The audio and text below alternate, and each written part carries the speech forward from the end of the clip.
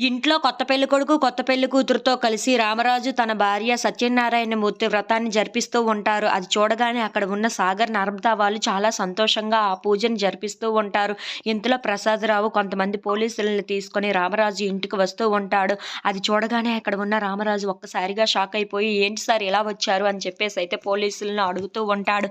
ఆ మాటలు వినగానే అక్కడ ఉన్న పోలీస్ ఆఫీసర్, "ఈయన మీ మీద కంప్లెయింట్ ఇచ్చారు. ఆయన కూతుర్ని మీరు బలవంతంగా తీసుకొని వచ్చి కిడ్నాప్ చేసి ఆయన కూతుర్ని బలవంతంగా పెళ్లి చేసుకున్నాడంట కదా మీ కొడుకు. ఇదంతా మీరే దగ్గరుండి చేశారంట కదా!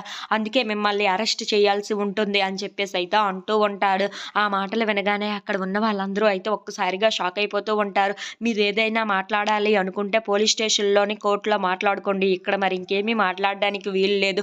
మీరు మర్యాదగా మాతో రండి" అని చెప్పేసైతే అంటూ ఉంటారు. ఆ మాటలు వినగానే అక్కడ ఉన్న రామరాజు, "అదేం సార్, మీరు అసలైన విషయాలు ఏమో నన్ను అరెస్ట్ చేయడం ఏంటి?" అని చెప్పేసైతే రామరాజు అడుగుతూ ఉంటాడు. ఆ మాటలు వినగానే అక్కడ ఉన్న పోలీస్ ఆఫీసర్ మాత్రం, "లేదు, మీరు ఏది మాట్లాడుకోవాలనుకున్నా కోర్ట్‌లో మాట్లాడుకోండి" అని చెప్పేసైతే పోలీసులు అతన్ని తీసుకొని వెళ్తూ ఉంటారు. అది చూసిన భద్రావతి అయితే చాలా సంతోషిస్తూ ఉంటుంది. "నాకు కావాల్సింది ఇదే కదా!" అని చెప్పేసైతే అనుకుంటూ ఉంటుంది. ఇంతలో నర్మదా, సాగర్ ఇంట్లో ఉన్న వాళ్ళందరూ ఇప్పుడు ఏం చేయాలి అని చెప్పేసైతే చాలా బాధపడుతూ అక్కడ ఒక దగ్గర కూర్చుంటూ ఉంటారు. If you like this video, please like, share and subscribe friends.